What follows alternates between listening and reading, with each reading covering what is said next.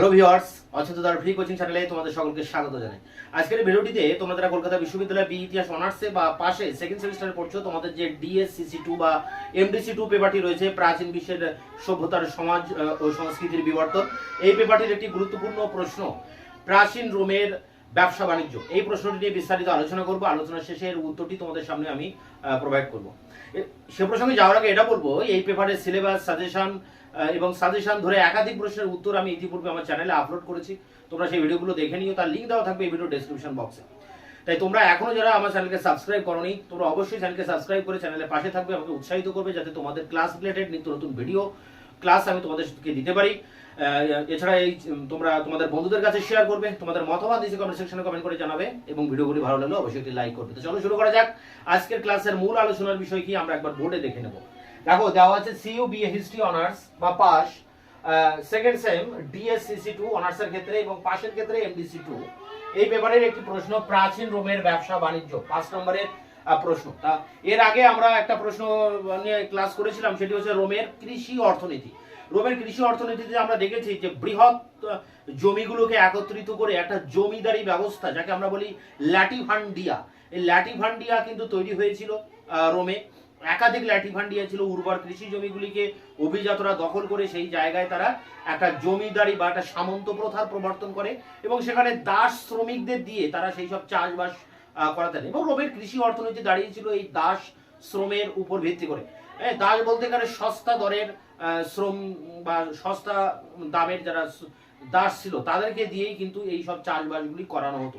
তা ল্যাটিভান্ডিয়া ছিল রোমের কৃষি অর্থনীতির মূল ভিত্তি। তো এখানেও এই অর্থনীতির পাশাপাশি, কৃষি অর্থনীতির পাশাপাশি আমরা যে ব্যবসা বাণিজ্য আলোচনা করবো, এখানেও কিন্তু সেই ল্যাটিভান্ডিয়ার কিছুটা হলেও ভূমিকা রয়েছে। তা প্রথমে যে বিষয়টা দেখতে হবে সেটি হচ্ছে এই, দেখো, রোমের কৃষি অর্থনীতির পাশাপাশি ব্যবসা বাণিজ্য কিন্তু রোম অভাবনীয় সাফল্য অর্জন করেছিল এবং রোমের যে ল্যাটিভান্ডিয়াগুলি ভুলিতে যেমন দাস শ্রমের আধিক্য ছিল, ঠিক সেই রকম ব্যবসা বাণিজ্যের ক্ষেত্রেও, মানে বাণিজ্যিক সংস্থায় বা ব্যবসা বাণিজ্যের ক্ষেত্রেও এই দাস শ্রমিকদের দিয়েই সমস্ত ব্যবসা বাণিজ্যকে পরিচালনা করা হতো। তাই এখানে পেরি অ্যান্ডারসন বলেছেন যে রোমের শিল্প বাণিজ্যে যেসব কারিগরেরা নিযুক্ত ছিল তার 90% ছিল কিন্তু এই দাস শ্রমিকেরা, এবং এই দাস শ্রমিকদের উপর ভিত্তি করেই রোমের ব্যবসা বাণিজ্যটাকে পরিচালনা করা হতো।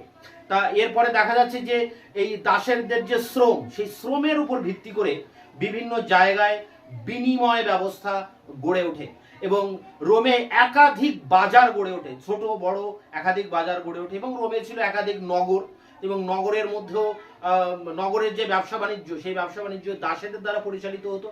এবং ল্যাটিভান্ডিয়াগুলি, গ্রামের যে জমিদারি, সেই ল্যাটিভান্ডিয়াগুলি থেকে কাঁচা মাল শহরে আসতো এবং সেগুলি কিন্তু শহরে এসে বিক্রি বেচা কেনা হতো। তাহলে ল্যাটিভান্ডিয়াগুলির সাথে শহরের বা নগরের যে একটা কিন্তু যোগাযোগ ছিল এবং এগুলোর সমন্বয় সাধন করতেন এই দাস শ্রমিকেরা। তাই ল্যাটিভান্ডিয়াগুলির মালপত্র বিক্রি করার জন্য ছোটখাটো বাজার, পাইকারি বা খুচরো বাজার নগরগুলোতে কিন্তু গড়ে উঠেছিল। এই বিষয়টা আমরা প্রথমে আলোচনা করব। এরপরে যেটা আমরা দেখব সেটি হচ্ছে যে দেখো, ভূমধ্যসাগর অঞ্চলে রোম তার সাম্রাজ্য বিস্তার করে, রোমের রাজনৈতিক ঐক্য এখানে প্রতিষ্ঠিত হয়।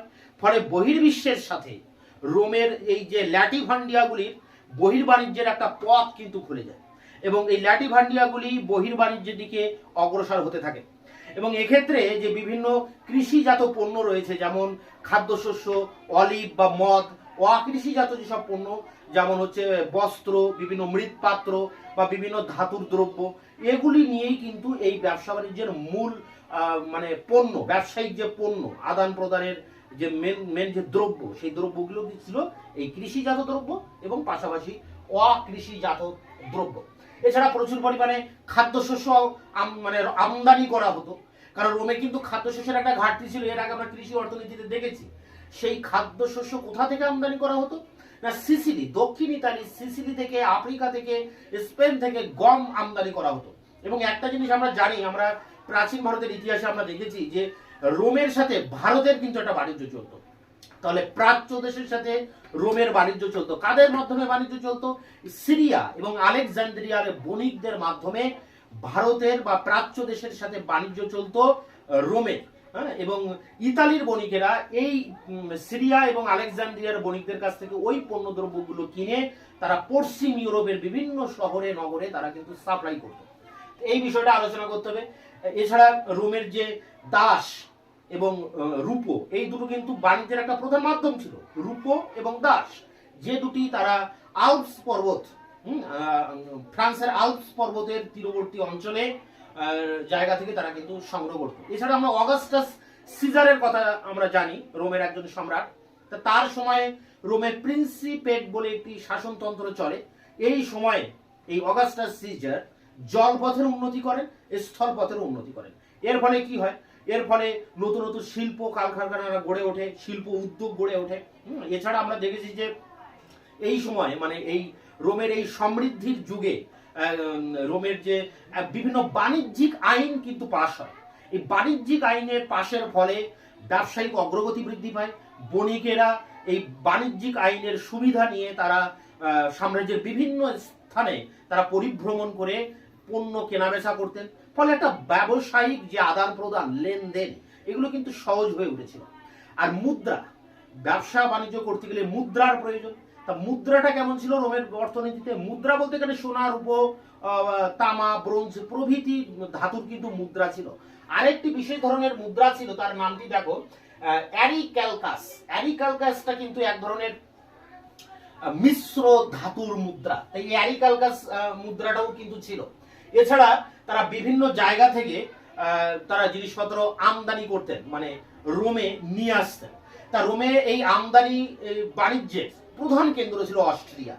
রোমে কোনো জিনিস আমদানি করার আগে অস্ট্রিয়াতে সেই জিনিসপত্রগুলো আনা হতো, সেগুলো সেখানে সেই দ্রব্যের গুণগত মান পরীক্ষা নিরীক্ষা করা হতো, তারপরে সেগুলোকে গুদামজাত করা হতো, তারপরে রোমের ভিতরে সেগুলোকে অভ্যন্তরে প্রবেশ করানো হতো। এবং রোমের ভিতরে একাধিক জায়গায় পাইকারি এবং খুচরো বাজার গড়ে উঠেছিল, এবং তাকে কেন্দ্র করে বিভিন্ন সরাইখানা, দোকান, এগুলো কিন্তু গড়ে উঠেছিল। এবং এই ল্যাটিভান্ডিয়াগুলি এই যে ব্যবসা বাণিজ্যের যে কাঁচা মাল, সেই কাঁচা মাল কিন্তু সরবরাহ করতো। এখানে রপ্তানি দ্রব্য কি হতে পারে আর আমদানি দ্রব্য কি হতে পারে? রপ্তানি দ্রব্য বলতে যেগুলো রোমে উৎপাদিত হতো, বিশেষ করে খাদ্যশস্য, তারপরে অলিভ এবং মদ, বিভিন্ন ধরনের বস্ত্র বা মৃৎপাত্র, কাচের দ্রব্য, বিভিন্ন কাঁচ দিয়ে বানানো ধাতু নির্মিত কোনো দ্রব্য, এগুলো কিন্তু তারা বিদেশে রপ্তানি করতো। আর আমদানি বলতে তারা অনেক কিছু আমদানি করতো, যেমন বাল্টিক অঞ্চল বা বাল্টিক সাগর যেটা আছে তার তীরবর্তী অঞ্চল থেকে তারা গহনা বানানোর বিভিন্ন সরঞ্জাম আমদানি করত। তারপরে একটা বিশেষ ধরনের যে পাথর গহনা বানাতে গেলে অ্যাম্বার, সেই অ্যাম্বার পাথর তারা এখানে সাপ্লাই করতো, মানে নিয়ে আসতো রোমে। এছাড়া সোমালিল্যান্ড থেকে তারা ধুনো আমদানি করত। ভারত থেকে গোলমরিচ আফ্রিকার এডেন বন্দর হয়ে তারা রোমে আমদানি করত। এছাড়া ভারত থেকে মণি, বিভিন্ন মণিমুক্তা আমদানি হতো। চীন দেশ থেকে রেশম আমদানি করত, যে রেশম সিরিয়াতে গিয়ে যে রেশম বোনা হতো এবং তাতে রং করা হতো। তো এইগুলো ছিল আমদানি রপ্তানি দ্রব্য। এরপরে যে বিষয়টি আমরা দেখবো যে দেখো রোমের এই ব্যবসা বাণিজ্য সম্পূর্ণটা হতো রাষ্ট্রীয় উদ্যোগে, সরকারের পৃষ্ঠপোষকতায়। তার পাশাপাশি কিন্তু বিভিন্ন বেসরকারি উদ্যোগের মাধ্যমেও ব্যবসা বাণিজ্য পরিচালিত হতো। এবং এই ক্ষেত্রে গিল্ড, বিভিন্ন কর্পোরেশন, এরাই কিন্তু এই বেসরকারি বাণিজ্যগুলিকে এরাকে কন্ট্রোল করতো। দেখো বাণিজ্যিক ক্ষেত্রে তাহলে বোঝাই যাচ্ছে রোমের বাণিজ্য ছিল খুবই সমৃদ্ধ। তবে কতটা সমৃদ্ধ ছিল সেটা নিয়ে কিন্তু ঐতিহাসিকদের মধ্যে অনেক তর্ক বিতর্ক রয়েছে, অনেক তর্ক বিতর্কের জায়গা রয়েছে। এবং এই যে বাণিজ্যিক সমৃদ্ধি নিয়ে অনেক বিতর্ক আছে। অনেকে বলছেন, অর্থনৈতিক ঐতিহাসিকরা বলছেন যে রোমের এই ব্যবসা বাণিজ্য ছিল প্রান্তিক, একটা প্রান্তিক পর্যায়ের, উন্নত পর্যায়ে নয়। খুব যে সমৃদ্ধি হয়েছিল তা কিন্তু নয়, এটা ছিল প্রান্তিক পর্যায়ে। কারণ চাহিদা ছিল স্বল্প, মানে ব্যবসা বাণিজ্য করতে গেলে পণ্যের তো একটা চাহিদা দরকার, সেই চাহিদাটি ছিল কিন্তু রোমে স্বল্প। এজন্য যারা বিনিয়োগকারী, ব্যবসা বাণিজ্যে যারা বিনিয়োগকারী, তাদের কিন্তু খুব একটা ব্যবসা বাণিজ্যে উৎসাহ ছিল না, তারা ছিল নিরুৎসাহী। কিথ হপকিন্স বলে একজন ঐতিহাসিক, তিনি অবশ্য বলছেন না, রোমের ব্যবসা বাণিজ্যের প্রভূত অগ্রগতি হয়েছিল, প্রভূত, এবং যেটি ছিল অর্থনীতির সমৃদ্ধির একটি ইঙ্গিতবাহী। তিনি কয়েকটি যুক্তি খাড়া করেছেন। দেখো তিনি যুক্তি খাড়া করেছেন, প্রথম যুক্তি যেটা প্রথমত সেটি হচ্ছে, তিনি বলছেন যে এই সময় রোমে নগদ অর্থে কর আদায় শুরু হয়, যেটি ব্যবসা বাণিজ্যের একটা ইঙ্গিত দিয়েছিল। দু নম্বর যেটা বলছেন যে সাম্রাজ্যের পশ্চিম দিকে পণ্যের একটা বিশেষ চাহিদা ছিল, যার জন্য ব্যবসা বাণিজ্যে অগ্রগতি ঘটে। তিনি এও বলছেন যে সমুদ্র বাণিজ্যের ক্ষেত্রে বারে বারে দেখা গেছে যে জাহাজ ডুবি হচ্ছে, জাহাজ দুর্ঘটনা হচ্ছে। তাই এত যে সমুদ্রে জাহাজ চলাফেরা করছে, তার ভিতর দিয়ে এটাই দাঁড়ায় যে রোমের কিন্তু ব্যবসা বাণিজ্য, বিশেষ করে বৈদেশিক বাণিজ্য খুব ভালো মাপের ছিল, সমৃদ্ধ ছিল, যার জন্য এত বাণিজ্যিক জাহাজ চলাফেরা করতো এবং সেগুলি দুর্ঘটনায় পড়তো। এরপর দেখো এর বিরোধিতা করছেন গানসে এবং সলার বলে দুজন ঐতিহাসিক। তারা বলছেন না, কোনো অগ্রগতি ঘটেনি, রোমে ব্যবসা বাণিজ্যে কোনো অগ্রগতি ঘটেনি। তারা আবার একাধিক যুক্তি খাড়া করছেন। প্রথম যুক্তি, কারণ এখানে দাসদের আধিক্য ছিল, সমস্ত ব্যবসা বাণিজ্য 90% ব্যবসা বাণিজ্যটা দাসেরা কন্ট্রোল করত, দাসেরা এমনকি করও আদায় করতেন এবং সেই বাণিজ্যের মুনাফা লাভ করত কিন্তু মালিকেরা। তা অধিক মাত্রায় দাসদের দ্বারা নিয়ন্ত্রিত হওয়ায় এই বাণিজ্যের সেভাবে কিন্তু অগ্রগতি ঘটেনি। কোনো উদ্ভাবনী শক্তি এখানে কিন্তু দেখা যায়নি, প্রযুক্তিগত কাঠামোগত কোনো ডেভেলপমেন্ট সেখানে হয়নি যে নিত্য নতুন কোনো আরো ভালো প্রযুক্তি নিয়ে আসবে, ব্যবসা বাণিজ্য আরো বেশি বিস্তার লাভ করবে। এই তাগিদটা, প্রয়োজনের বাইরে যে বিস্তার ঘটানো ব্যবসা বাণিজ্য, সেটা কিন্তু এখানে হয়নি, শুধুমাত্র এই দাসেদের আধিক্যের কারণে। এছাড়া আরেকটা জিনিস বলা হচ্ছে যে আমরা এর আগে রোমের কৃষি অর্থনীতিতে দেখেছি যে রোমের অভিজাতরা কৃষি জমির উপর গুরুত্ব দিয়েছিল, তারা ল্যাটিভান্ডিয়া তৈরি করার উপরে বেশি গুরুত্ব দিয়েছিল। এই জন্য জমির উপর অধিক গুরুত্ব দেওয়ায় ব্যবসা বাণিজ্য অবহেলিত হয়, সেটা একটা ব্যাপার। এছাড়া অভিজাতরা ছিল খুব বিলাসপ্রিয়, আরামে তারা জীবনযাপন করতেন। এই যে দেশ বিদেশে ঘুরে ঘুরে ব্যবসা বাণিজ্য করার ইচ্ছা তাদের মধ্যে কিন্তু ছিল না। আর প্রযুক্তি যেটা বলছি সেটা তো ছিল একেবারে নিম্নমানের প্রযুক্তি, মানে ব্যবসায়িক যে ডেভেলপমেন্টের জন্য যে টেকনোলজি, সেটা কিন্তু ছিল অনেক নিম্নমানের। তবে মমসেন বলে আরেকজন ঐতিহাসিক, তিনি বলছেন যে বাণিজ্যিক পরিচালনায় এই যে দাসেদের আধিক্য ছিল, যা থেকে বোঝা যায় যে রোমের যে ব্যবসা বাণিজ্যে প্রযুক্তিগত ডেভেলপমেন্ট ছিল না। তবে আমরা কিছু কিছু ক্ষেত্রে কিন্তু এই প্রযুক্তির অগ্রগতি দেখতে পাই। বিশেষ করে পেরি অ্যান্ডারসন তার ফ্রম অ্যান্টিকুইটি টু ফিউডালিজম বলে একটি গ্রন্থে তিনি বলছেন না, কিছু কিছু ক্ষেত্রে প্রযুক্তিগত উদ্ভাবন ছিলেন। দেখো এখানে দুটি দল ভাগ হয়ে গেছে। একা পেরি অ্যান্ডারসন বলছে রোমের কৃষি মানে ব্যবসা বাণিজ্য যথেষ্ট অগ্রগতি করেছিল, নগদ টাকায় কর আদায় হতো, জাহাজ ডুবি হয়েছিল, পশ্চিম দিকে ব্যবসা বাণিজ্যের একটা চাহিদা ছিল, এই জন্য রোমের অর্থনীতি বা ব্যবসা বাণিজ্য সমৃদ্ধ ছিল। কিন্তু এর বিরুদ্ধে তিনজন ঐতিহাসিক, যে ঐতিহাসিকদের নামটা দেখে নাও, গানসে, সলার এবং মমসেন, তারা কিন্তু বিরোধিতা করছেন। তারা বলছেন না, জমির উপর অধিক গুরুত্ব দেওয়ায় এবং বিলাসিতায় অভিজাতরা ডুবে থাকায় এবং দাসেদের দ্বারা ব্যবসা বাণিজ্য পরিচালিত হওয়ায় রোমের ব্যবসা বাণিজ্য একেবারে ছিল নিম্নমুখী, এর কোনো অগ্রগতি ঘটেনি, ব্যবসা বাণিজ্য কিন্তু সমৃদ্ধ ছিল না। তাই এর বিরুদ্ধে আবার পেরি অ্যান্ডারসন তার ফ্রম অ্যান্টিকুইটি টু ফিউডালিজম গ্রন্থে বলছে না, প্রযুক্তিগত উদ্ভাবন হয়েছিল কিছু কিছু ক্ষেত্রে। যেমন হচ্ছে শস্য মাড়াই করার জন্য কিন্তু একটা রোটারি মিল ছিল, রোটারি মেশিন যেগুলো আমরা বলি শস্য মাড়াইয়ের, সেই মেশিন তারা তৈরি করেছিল। আঙুরের রস বার করার জন্য, প্রচুর পরিমাণে মদ তৈরি হতো আঙুরের রস থেকে, তা আঙুরের রসকে নিষ্কাশন করার জন্য প্যাচ কল বলে একটি যন্ত্র তারা আবিষ্কার করেছিল। এছাড়া উদ্ভিদ বিদ্যায় তারা চর্চা করতেন। এছাড়া জল নির্গমন, জমিতে জল দেওয়া, জল নিষ্কাশন করা, এই যে পয় প্রণালী ব্যবস্থা, সেটি কিন্তু উন্নত ছিল। আমরা হরপ্পা সভ্যতার পয় প্রণালী পড়তে গিয়ে ডক্টর ডিএন ঝার বক্তব্যতে আমরা জানতে পেরেছি যে হরপ্পা সভ্যতার পরবর্তীকালে উন্নত জল নিকাশি ব্যবস্থা কিন্তু রোমানরাই তৈরি করেছিল। তাহলে তাদের কিন্তু এইসব উদ্ভাবনী শক্তির পরিচয় বলা যায়। তো এইরকম কিছু কিছু উদ্ভাবনী শক্তির পরিচয় দিয়েছিলেন রোমানরা, যার কথা পেরি অ্যান্ডারসন দৃষ্টি আকর্ষণ করছেন আমাদের এবং বলছেন যে রোমের অর্থনীতি, বাণিজ্যিক অর্থনীতি যথেষ্ট সমৃদ্ধ ছিল এবং কিছু কিছু প্রযুক্তিগত ডেভেলপমেন্ট ছিল। তবে সার্বিকভাবে আমরা যেটা দেখব সেটি কিন্তু রোমের অর্থনীতি, কৃষি অর্থনীতি যতটা অগ্রগতি ঘটেছিল, ব্যবসা বাণিজ্যের ক্ষেত্রে ততটা অগ্রগতি ঘটেনি। তার প্রধান কারণ এই ব্যবসা বাণিজ্যটা পুরোটাই নিয়ন্ত্রণ করতেন বা পরিচালিত হতো দাস শ্রমিকদের দ্বারা, এবং যার ভেতর দিয়ে রোমের যারা অভিজাত তারা ব্যবসা বাণিজ্যের দিকে বেশি ঝুঁকতেন না, সব দাসেদের দিয়ে পরিচালনা করতেন। ফলে নিত্য নতুন উদ্ভাবনী শক্তির পরিচয় তারা দিতে পারেনি এবং রোমের অভ্যন্তরীণ ক্ষেত্রেও পণ্যের চাহিদা খুব একটা বেশি ছিল না। ফলে ব্যবসা বাণিজ্য করার যে তাগিদ, সেই তাগিদ কিন্তু সেইভাবে অনুভূত হয়নি। বিনিয়োগকারীরাও ব্যবসা বাণিজ্যে বেশি বিনিয়োগ করেনি, কারণ সেই সময়কার ব্যবসা বাণিজ্য, সমুদ্র বাণিজ্য ছিল অনেক ঝুঁকিপূর্ণ। এই সব কারণে রোমের ব্যবসা বাণিজ্য খুব বেশি অগ্রগতি ঘটেনি। এটা কিন্তু সার্বিকভাবে মূল্যায়ন করা যায়। তা রোমের এই ব্যবসা বাণিজ্যের এই যে 5 নম্বরের নোটসটি, এটি তোমাদের পরীক্ষার জন্য ভেরি ভেরি ইম্পর্টেন্ট। তো এটা 250 ওয়ার্ডের সেই নোটসটি নিয়ে আমরা এবার অন স্ক্রিনে আলোচনা করব। বিএ হিস্ট্রি অনার্স বা জেনারেল সেকেন্ড সেমিস্টার ডিএসসিসি2 এমডিসি2 প্রশ্নমান 5 বা এই প্রশ্ন 10-এর জন্য অনেক সময় লিখতে পারো তোমরা তোমাদের পাশের জন্য। প্রশ্নটি দেখো, প্রাচীন রোমের ব্যবসা বাণিজ্য সম্পর্কে আলোচনা করো। উত্তরটি এভাবে লিখবে, কৃষির বাইরে শিল্প বাণিজ্যে প্রাচীন রোম লক্ষণীয় সাফল্য অর্জন করেছিল। এই শিল্প বাণিজ্যের অগ্রগতির ক্ষেত্রেও সস্তা দাসশ্রমের উল্লেখযোগ্য ভূমিকা ছিল। পেরি অ্যান্ডারসন লিখেছেন, প্রাচীন রোমে শিল্পে নিযুক্ত কারিগরদের মধ্যে 90% ছিল দাস। এই বিপুল সংখ্যক দাসেরা হস্তশিল্পজাত পণ্য উৎপাদনে নিযুক্ত থাকত। তাদের শ্রমদানের পরিণতি হিসেবে রোমান সাম্রাজ্যের নানা স্থানে উন্নত মানের সুসমন্বিত বিনিময় ব্যবস্থা গড়ে ওঠে। শিল্পজাত পণ্যের উদ্বৃত্ত উৎপাদন ভোগ করার জন্য গড়ে উঠেছিল ছোট ছোট নানা আয়তনের বাজার। দাস নির্ভর গ্রামীণ অর্থনীতি ছিল সুসমন্বিত।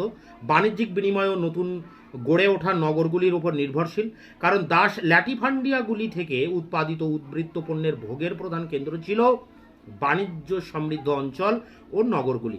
পরের প্যারা দেখো, ভূমধ্যসাগরীয় অঞ্চলে রোমান বিজয় এবং সেখানে রাজনৈতিক ঐক্য প্রতিষ্ঠা ইতালির দাস ল্যাটিফান্ডিয়াগুলির সামনে বহির্বাণিজ্যের প্রবেশের পথ উন্মুক্ত করেছিল। রোম প্রজাতন্ত্রের দ্বিতীয়ার্ধে প্রণীত হয়েছিল সুবিন্যস্ত বাণিজ্যিক আইন, যা অবশ্যই বাণিজ্যিক সম্প্রসারণের ইঙ্গিতবাহী। কৃষি পণ্যের মধ্যে খাদ্যশস্য, অলিভ ও মদ, এবং অকৃষি পণ্যের মধ্যে মৃৎপাত্র, বস্ত্র, ধাতু নির্মিত পণ্য, কাচের জিনিস প্রধান বাণিজ্যিক পণ্যে পরিণত হয়েছিল।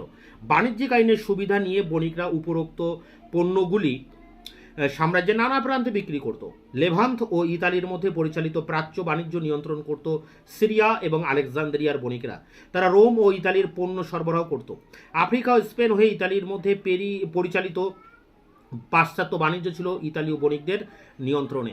ইতালীয় বণিকরা আফ্রিকা ও সিসিলি থেকে শস্য আমদানি করত। তারা ইতালির মদ, মৃৎপাত্র, ধাতু নির্মিত পণ্য, রৌপ্য ও দাসের বিনিময়ে রপ্তানি করত। রূপা ও দাসের একটা বড় অংশ আসতো আল্পস পর্বতের নিকটবর্তী এলাকা থেকে। অগাস্টাস সিজারের নেতৃত্বাধীন প্রিন্সিপেটের আমলে 27 খ্রিস্টপূর্বাব্দ থেকে 14 খ্রিস্টাব্দ রাস্তা ও জলপথের উন্নতি হয়েছিল। তার উদ্যোগে শিল্প উৎপাদন কেন্দ্র গড়ে উঠেছিল। আমদানি বাণিজ্যের এক প্রধান কেন্দ্র ছিল অস্ট্রিয়া। সেখানে বাইরে থেকে আমদানি করা পণ্য খালাস করা হতো। তারপর পণ্য পরীক্ষা নিরীক্ষা চলত ও সেগুলি বাইরে রপ্তানির আগে গুদামে মজুদ রাখা হতো। ও নগরগুলিতে পাইকারি ও খুচরো বাজার বসত। সেগুলিতে ছোট দোকান ও সরাইখানা থাকতো। এই বাজার ও সরাইখানায় কাঁচামালের যোগান আসত গ্রামীণ দাস ল্যাটিফান্ডিয়াগুলি থেকে। ইতালি থেকে বণিকরা প্রধানত মদ, ইতালি, জার্মানি ও গলে তৈরি হওয়া মৃৎপাত্র এবং কাপুয়ায় তৈরি লোহার জিনিস বাইরে রপ্তানি করত। রোমে বিলাস পণ্যের একটা বড় অংশ আমদানি করা হতো বিদেশ থেকে। সোমালিল্যান্ড থেকে আসতো ধুনুপ, বাল্টিক উপকূল থেকে আনা হতো গহনা তৈরির প্রয়োজনীয় এরকম হলুদ রঙের পাথর, অ্যাম্বার। ভারত থেকে এডেন হয়ে রোমে গোলমরিচ ও মণি যেত এবং চীন থেকে যেত রেশম। এই রেশম সিরিয়ায় বোনা ও রং করা হতো। পরের প্যারায় দেখো, প্রাচীন রোমের বাণিজ্য ক্ষেত্রে রাষ্ট্রের উদ্যোগ যথেষ্ট থাকলেও ব্যক্তিগত বেসরকারি উদ্যোগে বাণিজ্যের প্রচলনও ভালো ছিল। ব্যক্তিগত বেসরকারি বাণিজ্যের পৃষ্ঠপোষকতা করে সহযোগিতার হাত বাড়িয়ে দিয়েছিল বাণিজ্যিক গিল্ড ও কর্পোরেশনগুলি। বাণিজ্যিক অগ্রগতির সঙ্গে সঙ্গতি রেখে মুদ্রা ব্যবস্থারও বিকাশ ঘটে। প্রজাতন্ত্র ও সাম্রাজ্যের যুগে রোমে বিভিন্ন প্রান্তে সোনা, রূপা, ব্রোঞ্জ, অ্যারিক্যালকাস ও তামার মুদ্রার প্রচলন ছিল। অ্যারিক্যালকাস ছিল এক বিশেষ ধরনের মিশ্র ধাতু। তবে প্রাচীন রোমে যথার্থ অর্থে কতটা বাণিজ্যিক সমৃদ্ধি অর্জন করেছিল তা নিয়ে ঐতিহাসিকদের মধ্যে বিতর্ক আছে। একদল ইতিহাসবিদ বলেছেন সার্বিক রোমান অর্থনীতি বাণিজ্যের স্থান ছিল প্রান্তিক। চাহিদার স্বল্পতা, বাণিজ্যের ঝুঁকি এবং নিম্নমানের পরিবহন পরিষেবা বিনিয়োগকারীদের উৎসাহিত করতে পারেনি। তবে ঐতিহাসিক কিথ হপকিন্স এই বক্তব্যের বিরোধিতা করে এমন কিছু তথ্যের উপস্থাপনা করেছেন যা বাণিজ্যিক অগ্রগতির ইঙ্গিতবাহী। প্রথমত, রোমান সরকার বিভিন্ন প্রদেশের নগদ টাকায় কর আদায় করার নিয়ম চালু করার ফলে রোমান সাম্রাজ্যের বাণিজ্যিক সম্প্রসারণ ঘটেছিল। দ্বিতীয়ত, সাম্রাজ্যের পশ্চিমে বিভিন্ন পণ্যের চাহিদা যথেষ্ট ছিল যা বাণিজ্যিক ক্ষেত্রে অনুকূল পরিস্থিতি তৈরি করেছিল। তৃতীয়ত, বর্ধিত হারে জাহাজ দুর্ঘটনা ও জাহাজ ডুবি প্রমাণ করে যে সামুদ্রিক বাণিজ্যে বিনিয়োগ ঘটাতে সাহায্য করেছিল। কিন্তু গার্নসে এবং সলার দেখিয়েছেন যে প্রিন্সিপেটের সময় শান্তি প্রতিষ্ঠা হয় এবং একটি স্থিতিশীল সরকার গড়ে ওঠা সত্ত্বেও তদানীন্তন রোমে তেমন উল্লেখযোগ্য কোনো অর্থনৈতিক অগ্রগতি ঘটেনি। শেষ প্যারা দেখো মূল্যায়নের উপরে 19 শতকে ঐতিহাসিক মনসেনও লিখেছেন খ্রিস্টপূর্ব 2য় শতাব্দীতে রোমান বাণিজ্য পরিচালনার দায়িত্ব ছিল দাসেদের উপর, কিন্তু মুনাফা যেত দাস মালিকদের হাতে। তবে সস্তা দাসশ্রমের যোগান প্রযুক্তিগত উদ্ভাবনের ক্ষেত্রে বাধা সৃষ্টি করেছিল। ঐতিহাসিক পেরি অ্যান্ডারসন তার ফ্রম অ্যান্টিকুইটি টু ফিউডালিজম গ্রন্থে বলেছেন, সমস্ত উৎপাদন ব্যবস্থাতেই তার উত্থানের সময় কিছু প্রযুক্তিগত অগ্রগতি ঘটে থাকে। রোমান সাম্রাজ্যের প্রাথমিক পর্বে শস্য পেশাইয়ের জন্য রোটারি মিল, আঙুর রস বার করার জন্য প্যাচ কল ইত্যাদি আবিষ্কার হয়েছিল। তাছাড়া উদ্ভিদবিদ্যা চর্চা ও কৃষি জমি থেকে জল নির্গমনের জন্য পয় প্রণালী ইত্যাদির ক্ষেত্রেও রোমানরা সৃজনী শক্তির পরিচয় দিয়েছিল। তবে যেহেতু রোমান উৎপাদন ব্যবস্থায় সস্তা শ্রমের উৎস ছিল কৃতদাস এবং এই কৃতদাসেরা ছিল সহজলভ্য, তাই রোমানরা প্রযুক্তিগত উন্নতি ও অর্থনৈতিক অগ্রগতির প্রতি বিশেষ উৎসাহ দেখায়নি। তাই এই ছিল রোমের ব্যবসা বাণিজ্যের অগ্রগতির উপরে এই 5 নম্বরের নোটসটি। তোমরা এই নোটসটি কালেক্ট করে পরীক্ষার জন্য প্রস্তুতি নাও। তোমাদের আরও বাকি যেসব প্রশ্ন এখনও তোমাদের ক্লাস দেওয়া হয়নি সেগুলো আমি এরপরে একের পর এক ভিডিও ক্লাস তোমাদের সামনে নিয়ে আসবো, তার উত্তরগুলি তোমাদের সামনে তুলে ধরবো।